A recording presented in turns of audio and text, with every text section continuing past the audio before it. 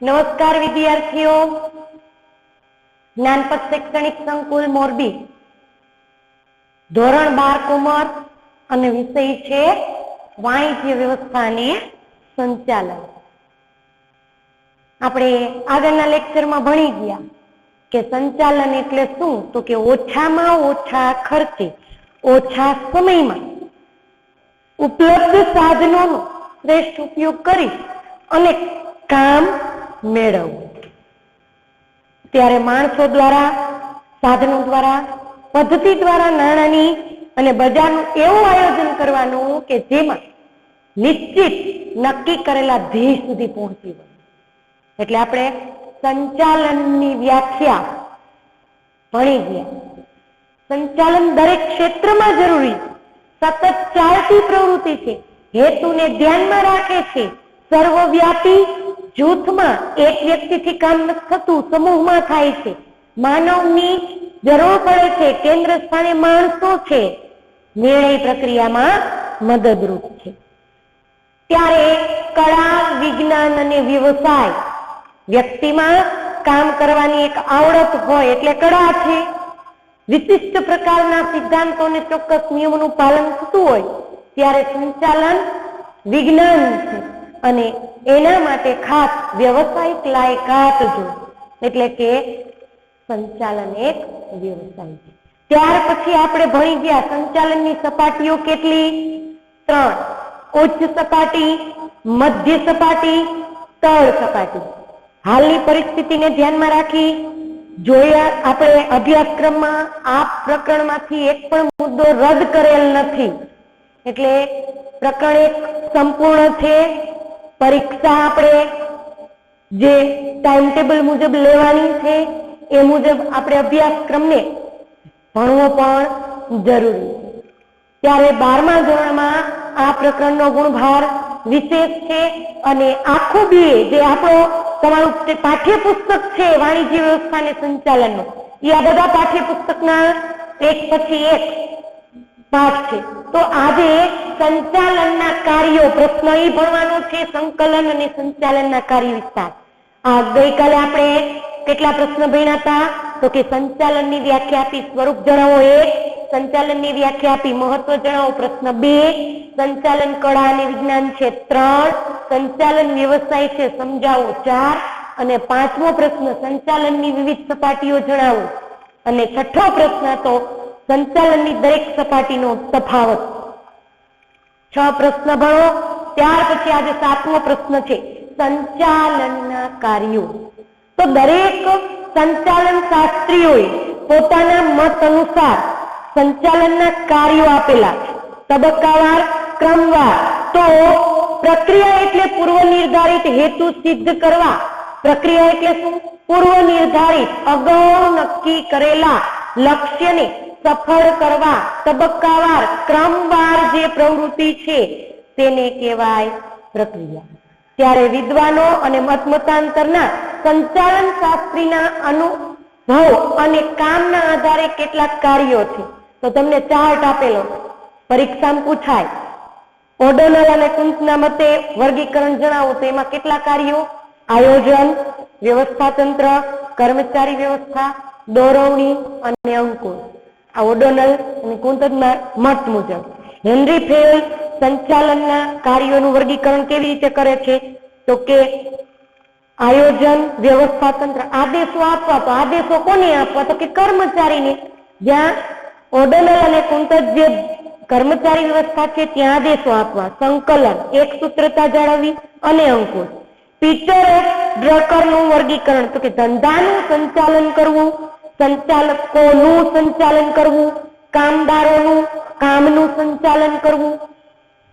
Luther ગ્યુલિટનું વર્ગીકરણ છે, તો કે આયોજન, વ્યવસ્થા તંત્ર, કર્મચારી વ્યવસ્થા, દોરવણી, સંકલન, માહિતી પ્રેષણ, અંદાજપત્ર. પોસ્ટકોડનું સૂત્ર પૂછાય છે. પ્લાનિંગ, ઓર્ગેનાઇઝિંગ, સ્ટાફિંગ, ડાયરેક્ટિંગ, કંટ્રોલિંગ, કોઓર્ડિનેટિંગ અને બજેટિંગ. પોસ્ટકોડનું સૂત્ર પૂછાય છે. પી એટલે પ્લાનિંગ, પ્લાનિંગ એટલે આયોજન, ઓર્ગેનાઇઝેશન એટલે વ્યવસ્થા તંત્ર, તો કે આ સૂત્ર યાદ રાખવાનું છે. જ્યોર્જ ટેરીનું વર્ગીકરણ તો કે આયોજન, વ્યવસ્થા તંત્ર, દોરવણી અને અંકુશ. દરેક કેટલા 5 સંચાલન શાસ્ત્રીઓના નામ આપ્યા છે. હુન્ટજ અને ઓડોનલના મત મુજબ 5, હેનરી ફ્રોલના મત મુજબ પણ 5, પીટર ડ્રકરના મત મુજબ 3, લ્યુથર ગ્યુલિકે 7 અને જ્યોર્જ ટેરીએ 4 આવા સંચાલનના કાર્યો આપેલા છે. તેમાં બધાનું સમન્વય થાય છે. તો આયોજન શું કરે છે? તો કે કયું કામ કોના દ્વારા કેવી રીતે કરવું એનું પૂર્વ નિર્ધારિત માળખું, ભવિષ્યમાં કયું કામ લેવાનું થશે એનું પૂર્વાનુમાન. તો કે આયોજન એ વર્તમાન સ્થિતિને વિચારી ભવિષ્યમાં કામ કેમ લેવું એનું માળખું નિશ્ચિત કરવું. વ્યવસ્થા તંત્ર તો કે સમાન હેતુ સિદ્ધ કરવા, લક્ષ્ય સુધી પહોંચવા, વ્યક્તિ, સત્તા અને જવાબદારીની વહેંચણી કરવા, નિર્ધારિત ધ્યેય, નીતિ અને કાર્યક્રમને પાર પાડવા, સત્તા, કામની ફરજ અને જવાબદારી વહેંચવાનું કામ વ્યવસ્થા તંત્ર કરે. કર્મચારી વ્યવસ્થા તો કે આયોજન મુજબ કામ કરાવવા માટે આયોજન મુજબ કામ થઈ રહ્યું છે કે નહીં, સત્તા, જવાબદારીની સોંપણી આધારે વ્યવસ્થા તંત્ર આધારે કર્મચારી મેળવવા, કેળવવા અને તેમને જાળવી રાખવા. એટલે કે જ્યોર્જ ટેરીએ શું કીધું હતું? તો કે કર્મચારી વ્યવસ્થાનો ઉદ્દેશ એવો છે કે સંતોષકારક, સંતુષ્ટ કર્મચારી દળ ઊભું કરવું અને એને જાળવી રાખવું. કારણ કે કર્મચારી વિનાનું એકમ હાડપિંજર વિનાનું એકમ ગણાય છે. એટલે અહીંયા કર્મચારી જો સંતોષાયેલા હશે તો ઔદ્યોગિક એકમના તમામ કાર્યને સફળ રીતે પાર પાડી શકાય છે. તો સંચાલનમાં પહેલું કાર્ય કયું? તો દરેક વિદ્યાર્થી બોલતા હોવા જોઈએ, આયોજન. સંચાલનનું બીજું કાર્ય કયું? તો વ્યવસ્થા તંત્ર. ત્રીજું કાર્ય તો કે કર્મચારી વ્યવસ્થા. ત્યાર પછી આવે છે દોરવણી. દોરવણી એટલે માર્ગદર્શન, રાહ ચીંધવી, કર્મચારીને સમયાંતરે તાલીમ આપવી, સમયાંતરે વિકાસના કાર્યક્રમ ગોઠવવા, પ્રેરણાત્મક પ્રોત્સાહનો આપવા. દોરવણી એટલે તો કે કર્મચારીઓને ધ્યેય પૂર્તિ માટે, લક્ષ્ય માટે માર્ગદર્શન આપવું, નિર્ધારિત ધ્યેય સુધી પહોંચવા, જે નકામા અને સમસ્યાઓ આવતા જે મુશ્કેલી, અડચણો, અવરોધો છે તેને દૂર કરવાનો પ્રયત્ન કરવો. અંકુશ, પ્રયત્ન. ત્યાર પછી છેલ્લું કાર્ય છે અંકુશ. પ્રયત્નો અને પરિણામ તથા સાધનો અને ઉદ્દેશ વચ્ચે સંતુલન સાધવાનું કાર્ય.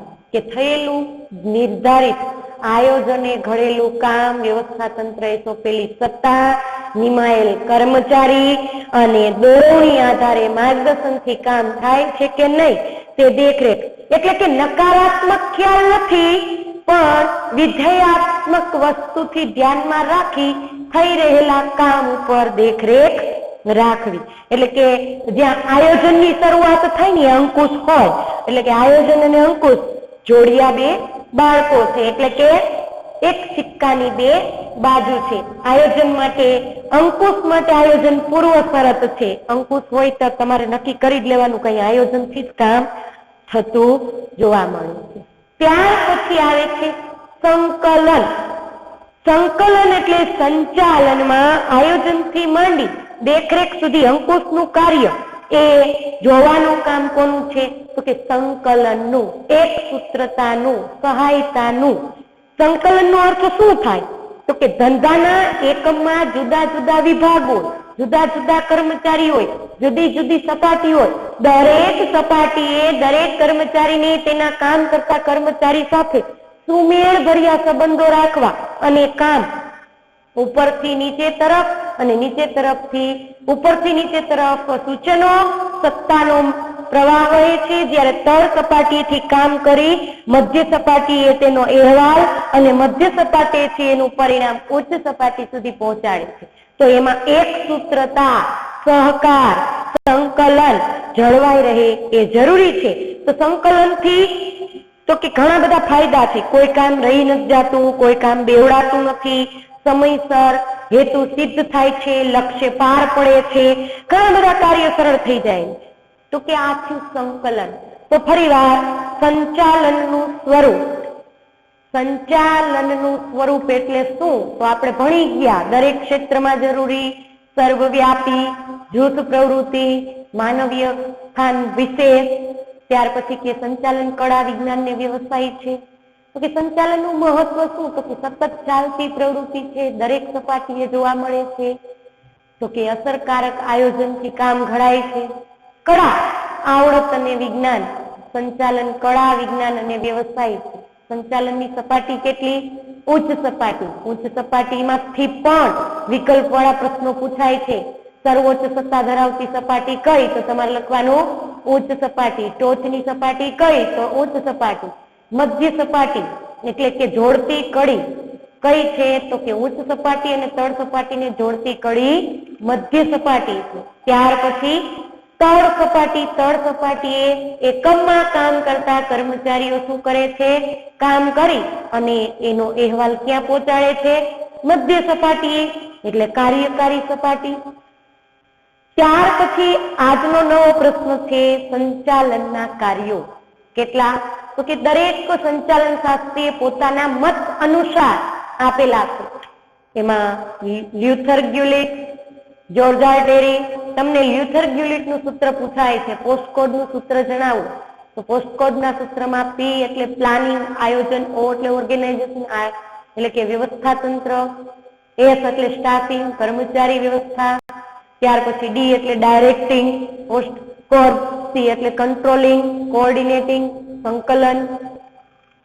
પોસ્ટકોડ B એટલે બજેટિંગ, એટલે કે ખાસ. લ્યુથર ગ્યુલિટનું આ સૂત્ર યાદ રાખવાનું. અને આમ જુઓ તો મેં તમને એ કહી દીધું કે તમે અનુક્રમણિકા જુઓ એટલે દરેક ચેપ્ટર સંચાલનના કાર્યોનું એક એક છે. આ પાઠ પૂરો થાય એટલે તરત પછી ત્રીજા પાઠથી સંચાલનના કાર્યો ચાલુ થાય. આયોજન, ચોથો વ્યવસ્થા તંત્ર, પાંચમો કર્મચારી વ્યવસ્થાન, છઠ્ઠો દોરવણી, સાતમો અંકુશ. તો એ સંચાલનના કાર્યો જ છે. એટલે સંચાલનના કાર્યો કેટલા? તો કે દરેક સંચાલન શાસ્ત્રીએ પોતાના મતાંતર અનુસાર આપેલું. તો આયોજન એટલે શું? તો એની વ્યાખ્યા આવડે છે. તો કે પૂર્વ નિર્ધારિત નક્કી કરેલા ધ્યેયને પાર પાડવા કયું કામ કોના દ્વારા કેવી રીતે થશે તેની ગોઠવણ. વ્યવસ્થા તંત્ર તો કે આયોજને ઘડેલા કાર્યોને કોણ કેવી રીતે કરશે તેની સત્તા, સોંપણી અને જવાબદારી. તો કે આ કામ કરવા માટે જોશે કોણ? એટલે કે કર્મચારી વ્યવસ્થા. દોરવણી એટલે કે કર્મચારીને ધ્યેય પૂર્તિ માટે અપાતું માર્ગદર્શન. અને અંકુશ એટલે થઈ રહેલા કામમાં આવતા અવરોધો ઉપર દેખરેખ રાખવી અને નિશ્ચિત ધ્યેય સુધી પાર પાડવું. ત્યાર પછી આપણે નવો પ્રશ્ન ભણ્યા સંકલન, એટલે કે નિર્ધારિત ધ્યેય સુધી એકમના કર્મચારીઓના કામની પૂર્તિ માટે જે એક સૂત્રતા જળવાય છે તેને કહેવાય સંકલન. ત્યાર પછીનો પ્રશ્ન છે સંચાલનના કાર્ય વિસ્તારો. તેમાં બજારીય સંચાલન. તો બજાર છે તો બજારનો મુખ્ય હેતુ શું? વસ્તુ એટલે કે પેદાશ અને પેદાશ મિશ્ર. તો કે નવી પેદાશ ઉત્પાદન હોય તો એની ડિઝાઇન, એનો રંગ, એનો કદ, એનો આકાર, પેકિંગ, ઉત્પાદન પહોંચાડવાની ખાતરી, વેચાણ પછીની ઘણી બધી બાબતનો સમાવેશ થાય પેદાશ અને પેદાશ મિશ્રમાં. પછી કિંમત, બજારમાં રહેલા ઉત્પાદનનો ભાવ તાલ નક્કી કરવો. તો માત્ર ખાલી ભાવતાલ અને બજારમાં કિંમત નક્કી નહીં, પણ નીતિ કઈ રાખવી, શાખની કે રોકડની. પછી ત્યાર પછી કે છે જથ્થાબંધ વેચવું કે છૂટક વેચવું, રિટેલિંગ કરવું કે મધ્યસ્થી એટલે કે દલાલ રાખવા, કમિશન આપવું. કિંમત, વિતરણ, બજારથી ગ્રાહક સુધી વસ્તુ પહોંચાડવી, ઉત્પાદન વિભાગથી બજાર સુધી વસ્તુ લાવવાની. તો કે વેચાણમાં, ધંધામાં, વાહન વ્યવહાર તમામ બાબત વિચારવામાં આવે છે. તેમાં માર્કેટિંગ મેનેજમેન્ટ, બજારીય સંચાલન, અભિવૃદ્ધિ, જાહેરાત કરવી, સેલ્સમેનો રાખવા. હવે આના માટે તો આપણે ઘણા બધા એક્ઝામ્પલ અત્યારે પ્રવર્તમાન સમયમાં જોઈ છે. જાહેર માર્ગો પર મોટા મોટા બોર્ડની જાહેરાત આપેલી હોય છે. શું કરે છે? તો કે વિતરણની અભિવૃદ્ધિ કરે છે. વેચાણ વધારવાથી શું વધશે? એકમનો નફો. ત્યાર પછી છે માનવ સંસાધન. માનવ સંસાધન ધંધાકીય એકમમાં જે મિલકતનું જતન થાય છે એમ કર્મચારીઓનું પણ જતન થવું જોઈએ. કા તો કે માનવ કેન્દ્ર સ્થાને, એકમમાં કેન્દ્ર સ્થાને કોણ? તો કે કર્મચારી. કર્મચારીની વિશેષ કાળજી રાખવી. તો કે કર્મચારી કામ કરવા જુસ્સો પ્રેરાય, વફાદાર બને, સફળતાપૂર્વક ધ્યેય સિદ્ધિ, જૂથ ભાવના અને કાર્યક્ષમતાથી કામ કરે. એટલે કે કૌશલ્ય, અભિગમ, લાગણી, વ્યક્તિગત તમામ બાબત ધ્યાન રાખી નફાકારકતાના માર્ગે દોરી જવાની પ્રક્રિયા. તો કે કર્મચારીને શું આપવામાં? બઢતી ને દોરવણી આપવામાં આવે, બદલી કરી દેવામાં આવે, પ્રોત્સાહન તરીકે બોનસ આપવામાં આવે, નિશ્ચિત સમયે તેમના વિકાસ તાલીમની વ્યવસ્થા કરી દેવામાં આવે, જેથી કર્મચારી ફેર બદલી દર ઘટે, નફો વધે. એ સ્વાભાવિક છે. જે એકમને સમકક્ષ વાતાવરણ છે તો કે એનાથી શું થાય? તો કે ફેર બદલી દર ઘટશે, એકમની પ્રતિષ્ઠા વધશે, નફો વધશે, ઉત્પાદનની ગુણવત્તા જળવાઈ રહેશે, એક કર્મચારી બીજા કર્મચારી સાથે સહકારથી વર્તન કરશે, કર્મચારીને એકમ પ્રત્યેની સહાનુભૂતિ વધશે. ઘણા બધા ફાયદા થાય છે માનવ સંસાધન. એટલે પ્રોફેસર ઉર્વિકે કીધું ને કે તમે તમારા માણસોને સાચવી લ્યો, માણસો તમારું બધું જ સાચવી લેશે. ત્યાર પછી કાર્ય વિસ્તાર છે નાણાકીય સંચાલન. એકમનું રક્તદાતા કોણ છે? નાણું. નાણાં વગર એકમનો વિચાર કરવો શક્ય નથી. રક્ત સમાન જીવનદાતા એટલે નાણું.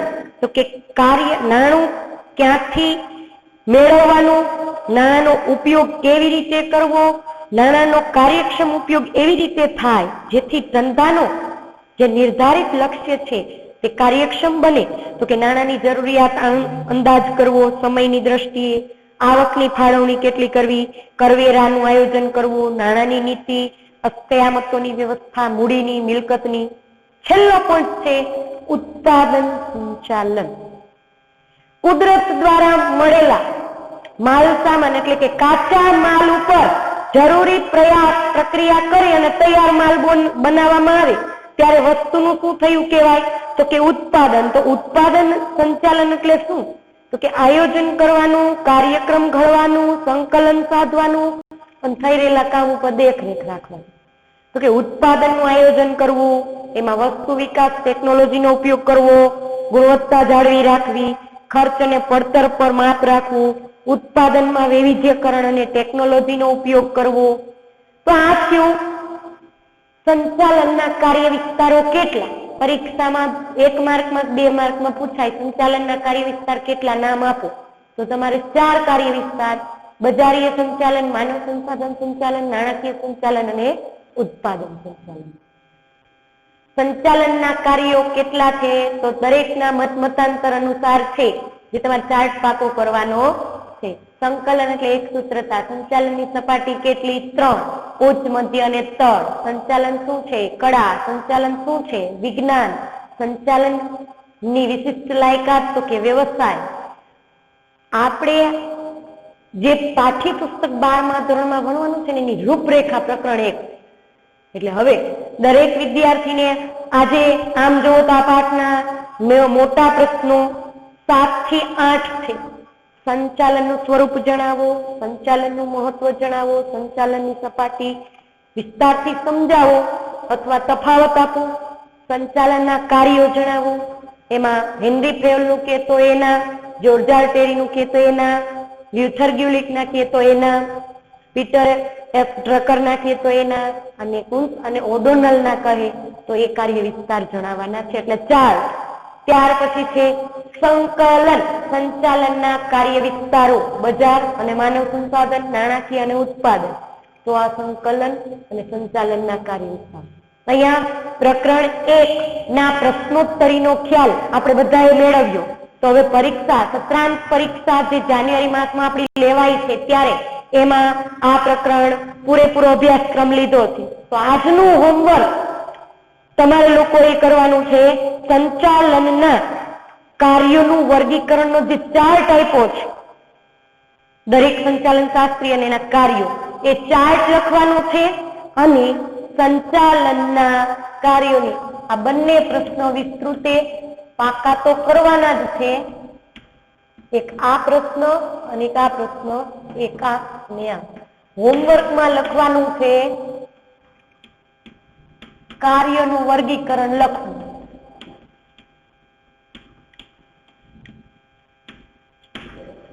એક વાત જે પેજ નંબર 8 ઉપર છે ટેક્સ્ટ બુકમાં, એટલે હોમવર્ક દરેક વિદ્યાર્થીને યાદ રહી ગયું. અને પ્રકરણ 1 ખાસ હજી સ્વાધ્યાયના પ્રશ્નોને જ આપણે મહત્વ આપશું. દરેકે સ્વાધ્યાયના પ્રશ્નોને સોલ્વ કરવાના છે. વિકલ્પ, 1-2 વાક્ય, ટૂંકમાં ઉત્તર, મુદ્દાસર અને વિસ્તારપૂર્વક, એ બધા જ પ્રશ્ન પાકા કરવાના છે. પ્રકરણ 1 કે જેને આપણે પ્રશ્નોત્તરી સ્વરૂપે પણ જોયું, એટલે ખાસ ભણી તો ગયા જ છીએ અગાઉના લેક્ચરમાં, તો પ્રશ્નોત્તરી સ્વરૂપે જોયું. પરીક્ષાલક્ષી અભ્યાસક્રમને ધ્યાનમાં રાખીને પણ પ્રશ્નો જોયા. એટલે દરેક વિદ્યાર્થી, તો તમને સ્વાધ્યાયમાં નજર કરો જોઈ અન્ય વ્યક્તિ પાસેથી કામ લેવાની કળા એટલે શું? તો કે સંચાલન. પ્રવૃત્તિની દ્રષ્ટિએ સંચાલન કેવી છે? તો કે સર્વવ્યાપી. જ્ઞાનને અમલમાં મૂકવાની સરળ પદ્ધતિ એટલે કળા. વ્યવસાયી મંડળમાં પોતાના વ્યવસાય માટે કઈ બાબતનું ઘડતર? તો કે આચારસંહિતા. સંચાલનની સપાટી કેટલી? 3. ઉચ્ચ સપાટીમાં કોનો સમાવેશ થાય? Board of director. તળ સપાટીનું બીજું નામ કાર્યકારી સપાટી. કોનો સમાવેશ એક પણ સપાટીમાં થતો નથી? તો કે કામદાર, મજૂર વર્ગ. આયોજન એ ધંધાના સાહસનું મગજ છે, તો વ્યવસ્થા તંત્ર એનું શું છે? શારીરિક માળખું. બજાર સંચાલનનું કાર્ય કયું છે? તો કે પેદાશ, મિશ્ર, કિંમત, ઉત્પાદન, અભિવૃદ્ધિ, વિતરણ. માનવ સંસાધનમાં કોનો સમાવેશ થતો નથી? તો કે તાલીમ અને વિકાસ કોને આપવા પડે? કર્મચારીને. બઢતી અને બદલી કોને આપવા પડે? કર્મચારીને. ભરતી અને પસંદગી કોની જરૂર પડે? માણસોની. તો સમારકામ માણસનું નો. હા, જાળવણી બને, પણ સમારકામ અને જાળવણી મશીન, સાધન, યંત્રની જરૂર છે. ત્યાર પછી 1-2 વાક્યના પ્રશ્નો છે. દરેક વિદ્યાર્થીએ સ્વાધ્યાયના પ્રશ્નો પર વિશેષ ભાર આપી અને પરીક્ષામાં એને અનુરૂપ પેપરના જવાબ લખવાના રહેશે. એટલે વાંચન જરૂરી છે, હોમવર્ક કરવું ફરજિયાત છે. આ 2 પ્રશ્ન પાકા કરવાના. આપણે આ 4 પ્રશ્ન તો કરેલા જ છે. આજના ટોટલ 3 પ્રશ્ન વિશેષ ભણ્યા.